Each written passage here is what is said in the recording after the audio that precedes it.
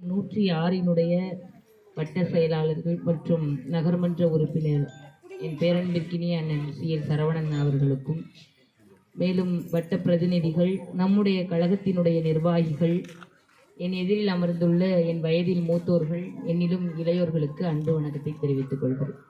எதுக்காக நம்ம எல்லாரும் இப்போ உட்காந்துருக்கோம், எதுக்காக நம்மளை உட்கார வச்சிருக்காங்கன்னு உங்களுக்குள்ள ஒரு கேள்வி எழுந்துகிட்டே இருக்கும். எதுக்காக அப்படின்னா, இப்போ இவ்வளவு காலமாக இப்போ இந்த பகுதிகளில் இருக்கக்கூடிய வீடுகளில் நம்மளுடைய மாண்புமிகு முதலமைச்சர் அவர்களால் கொடுக்கப்படக்கூடிய நலத்திட்டங்களில் ஏதாவது ஒரு திட்டத்தில் நம்ம பயன்பெறுவோம். குறிப்பாக கலைஞர் உரிமை தொகையில் 1000 ரூபாய் நம்ம வாங்குவோம். இந்த 1000 ரூபாய்ங்கிறது ஒவ்வொரு பெண்களுக்கும் தெரியும், நம்மளுக்கு அது எதுக்கோ ஒரு செலவுக்கு பயன்படுது. ஒரு மருந்து வாங்குறதுக்கு, நம்ம பேரப்பிள்ளைகளுக்கு ஏதோ ஒன்று வாங்குறதுக்கு, எதுக்கோ நம்மளுக்கு இந்த 1000 ரூபாய் பயன்படுகிறது. அதுக்கு பெண்களுக்கு உரிமைன்ற பேர்ல நமக்கு கலைஞர் உரிமை தொகைன்னு நம்மளுடைய முதலமைச்சர் கொடுக்கார். ஆனால் இப்ப வந்திருக்கக்கூடிய இந்த தற்கூரி விஜய் போன்றவர்கள்லாம் திரையில மட்டும் நடனத்தை ஆடிட்டு, இத்தனை ஆண்டு காலமாக சினிமா வாழ்க்கையில் இருந்துட்டு, அரசியல்னாலே என்னன்னு தெரியாம வார வாரம் மட்டும் வெளியில வந்து மேல நின்று கொண்டு திமுகவை தீய சக்தின்னு கத்துறாரு பாருங்க. அதில் எந்த திராணியுமே இல்லாதவர் இந்த விஜய் அவர்கள். ஏன்னா இந்தி மொழிங்கிறது உள்ளே வரக்கூடாது, தமிழ் மொழிதான் மக்களை காக்க வேண்டும், நம்ம வருங்கால தலைமுறையினரை காக்க வேண்டும்னு சொல்லி 14 வயது, 21 வயது, 19 வயதுன்னு கொடி பிடித்து திராவிட முன்னேற்ற கழகத்தில் தந்தை பெரியார், அறிஞர் அண்ணா, நம்முடைய முத்தமிழறிஞர் கலைஞர் எல்லாம் கொடி பிடித்து கட்டாய இந்தி மொழியே நீ வெளியில போ, தமிழ் மொழியே உள்ளே வான்னு சொல்லி, தமிழ் மொழி வாழ வேண்டும் என்று சொல்லி வீதி வீதியாக சாலையாக பதாகைகளை ஏந்தி கொண்டு இன்று வரை வரலாற்று சரித்திரமாக நம்மளுடைய திராவிட முன்னேற்ற கழகம் இருக்கு. நம்மளுடைய முதலமைச்சர் கெத்தாக, உங்க மொழியில சொன்னா மாசம் இன்னைக்கு எல்லாருக்கும் நலத்திட்டங்கள் செய்யறார். ஆனால் எதுவுமே தெரியாம இன்னைக்கு வந்த விஜய் எல்லாம் வந்து கொண்டு என்ன பேசணும்னே தெரியாம, எதை பேசுவது என்று தெரியாமல் எழுதி வைத்துக் கொண்டு பேசுவது, அதிலையும் பாதி தப்பாக பேசுவது, அரசியலில் எதை பேச வேண்டும் எதை பேச வேண்டாம் என்பது கூட இடம்பொருள் தெரியாமல் பேசுபவர்கள் எல்லாம் நீங்கள் புறக்கணிக்க வேண்டும். ஏன் சொல்றேன்னா, நம்ம பிள்ளைங்க இன்னைக்கு கல்லூரியில படிக்குதுன்னா புதுமை பெண் திட்டம்னு 1000 ரூபாய் நம்மளுடைய முதலமைச்சர் கொடுக்கிறாரு பொம்பளை பிள்ளைகளுக்கு. அவர் போகும் பொழுது ஆம்பளை பிள்ளைகள் வந்து கேக்குது, பொம்பளை பிள்ளைகளுக்கு மட்டும்தான் 1000 ரூபாய் கொடுப்பீங்களாயா, எங்களுக்கு கிடையாதா, நாங்களும் தானே கல்லூரியில படிக்கிறோம் சொல்லும் போது நம்முடைய முதலமைச்சர் என்ன சொல்றாரு, உங்களுக்கும் உண்டு தமிழ் புதல்வன் திட்டம்னு. நீங்கள் அரசு பள்ளியில 6ஆவதுல இருந்து 12ஆம் வகுப்பு வரை படித்தீங்கன்னா கல்லூரிக்கு போகும்போது உங்களுக்கும் 1000 ரூபாய் உண்டுன்னு சொல்லி ஆண் பிள்ளைகள் பெண் பிள்ளைகளுக்கு 1000 ரூபாய் கொடுக்குறாங்க. இன்னொன்னு இன்னுயிர் காப்போம் 48ன்னு ஒரு திட்டம் இருக்குமா. நம்ம சாலையில போயிட்டு இருக்கும் போது திடீர்னு ஒரு விபத்து ஆயிருது, உயிரிழக்க நேரிடக்கூடிய அளவுக்கு ஒரு விபத்து நடந்துருது அப்படின்னா, உயிருக்கு போராடிக்கிட்டு இருக்கக்கூடிய மனிதரை 48 மணி நேரத்துல நம்ம ஒரு தனியார் மருத்துவமனையில சேர்க்கிறோம்னா, அந்த 48 மணி நேரத்திற்கான செலவை நம்முடைய முதலமைச்சர், நம்முடைய அரசு ஏற்குது. அந்த 48 மணி நேரத்துல அவர் உயிர் பிழைத்துட்டாருன்னு வைங்க, அதை நம்முடைய மாண்புமிகு முதலமைச்சர் அவர்களால் அந்த பொன்னான உயிர் காக்கப்படுது. அப்ப இதெல்லாம் இந்த விஜய்க்கோ இந்த எடப்பாடி அவர்களுக்கோ தெரியுமா? தெரியாது. ஏன்னா பிஜேபி கொண்டு வரக்கூடிய என்னென்ன நாசகர திட்டம், நீட் தேர்வை கொண்டு வந்தாங்க.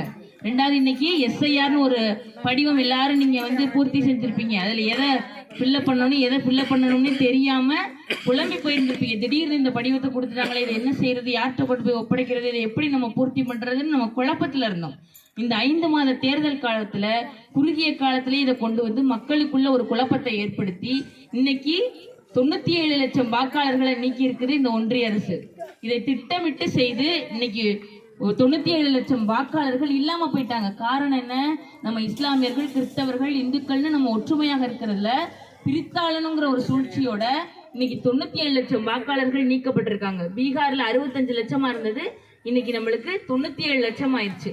அதை எப்படி சேர்க்கிறது, எத்தனை பேருக்கு இல்லாம இருக்கு, எத்தனை பேருக்கு இருக்குன்னு அங்க இருக்கக்கூடிய நம்முடைய திராவிட முன்னேற்ற கழகத்தினுடைய நிர்வாகிகள் பார்த்து மக்களை சேர்க்க வேண்டும், எப்படியாவது வாக்காளர் பட்டியல நம்ம இடம் பெற்றோம் நம்ம மக்கள்னு நம்முடைய முதலமைச்சர் ஆணைக்கிணங்க ஒவ்வொரு வட்ட செயலாளர்களும், நகர செயலாளர், ஒன்றிய செயலாளர் சொல்லி நம்முடைய திராவிட முன்னேற்ற கழகத்தை இருக்கக்கூடிய தோழர்கள் எல்லாரும் அந்த வேலையை செய்யறாங்க.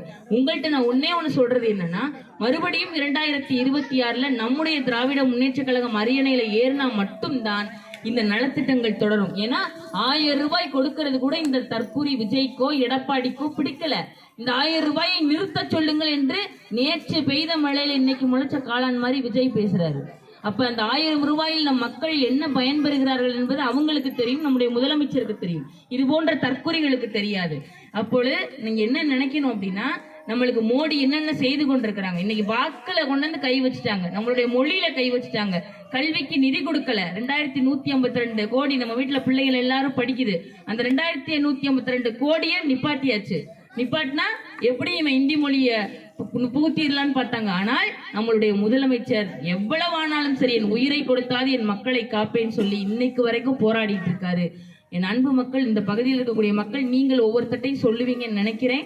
2026 சட்டமன்ற தேர்தலில் மறுபடியும் நம்முடைய முத்துவேல் கருணாநிதி ஸ்டாலின் அவர்கள் ஆட்சிக்கு வரவில்லை என்று சொன்னால், இந்த தற்கூரி விஜய் போன்றவர்கள், இந்த இன்னைக்கு வந்த இந்த சீமான் போன்றவர்கள் மேடையில் என்று கத்துறவங்க, பிஜேபி போன்றவர்கள் எல்லாம் நம் தமிழ்நாட்டை தலைகுனிய வைத்து விடுவோம் என்று பேசிக் கொண்டிருக்கிறார்கள். ஆனால் ஒருபோதும் நம்முடைய முதலமைச்சர் அதை விடமாட்டார். அதனாலதான் தமிழ்நாடு தலைகுனியாதுங்கிற பரப்புரையை மேற்கொள்றாங்க. நீங்கள் 5 நிமிடமாவது அடிகுழாயில நின்று தண்ணி பிடிக்கும் போது சரி, இல்ல காய்கறி வாங்கும் பொழுது சரி, நம்மளுடைய நலத்திட்டங்களை பத்தி பேசுங்க. உங்க வீட்டுல என்ன நலத்திட்டம் வாங்குறீங்க? கலைஞர் உரிமை தொகை பயன்படுறீங்களா? விடியல் பயண பேருந்து திட்டத்துல இன்னைக்கு ஸ்டாலின் பஸ்ல எல்லா பெண்களும் மகிழ்ச்சியோட ஏறி போறாங்க. ஒரு வேலைக்கு வளையல் கடையில, ஜவுளி கடையில வேலை பார்க்கறாங்கன்னா பெண்கள் அந்த பஸ்ல ஏறி மகிழ்ச்சியோட போறாங்க. ஏன்னா அந்த போக்குவரத்து செலவை யார் ஏத்துக்கிறார்? நம்மளுடைய முதலமைச்சர் ஏத்துக்கிறாரு. பெண்கள் இன்னைக்கு ஒரு வேலைக்கு, ஒரு கலெக்டர் ஆபீஸ்ல வேலை பார்க்கறாங்களா, இல்ல ஏதாவது ஒரு இடத்துல வேலை பார்க்கறாங்களா, ஒரு இடத்துல இருந்து இன்னொரு இடத்துக்கு போறதுக்கு நம் பெண்கள் மிகுந்த மகிழ்ச்சியோட போறாங்க. அதையும் நம்முடைய முதலமைச்சர் என்ன கேட்கிறாரு? இந்த பேருந்தில் செல்லும் பொழுது நீங்கள் கட்டணம் இல்லாமல் பேருந்துல போறீங்களேமா, உங்களை நடத்துனரோ ஓட்டுநரோ ஏதாவது உங்களுடைய சுயமரியாதைக்கு இழுக்கு ஏற்படுற மாதிரி ஏதாவது செய்யறாங்களா அப்படின்னா நீங்க என்கிட்ட வந்து அதை புகார் பண்ணுங்கன்னு சொல்லி நம்மளுடைய முதலமைச்சர் மட்டும்தான் சொல்லுவார். அதனால 2026 நம்ம வாக்குச்சாவடிக்கு போறதுக்கு முன்னாடி எத்தனை திட்டங்கள் நம்முடைய முதலமைச்சர் செஞ்சிருக்காரு. இது போன்ற தற்கூரிகள், இந்த மோடியோட சேர்ந்திருக்கக்கூடிய இந்த எடப்பாடி அடிமைகளை எல்லாம் தூக்கி எறிந்து விட்டு மறுபடியும் இந்த பகுதி மக்கள், இந்த பாகத்தினுடைய மக்கள் வெற்றி பாகமாக உயர்ந்த வாக்குகளோடு நாம் நம்முடைய முதலமைச்சருக்கு அதிகப்படியான வாக்குகள் செலுத்தி நாம் மறுபடியும் அரியணையில் நம்முடைய முதலமைச்சரை ஏற்றி அமர வைப்போம் என்று கூறி விடைபெறுகிறேன். நன்றி, வணக்கம்.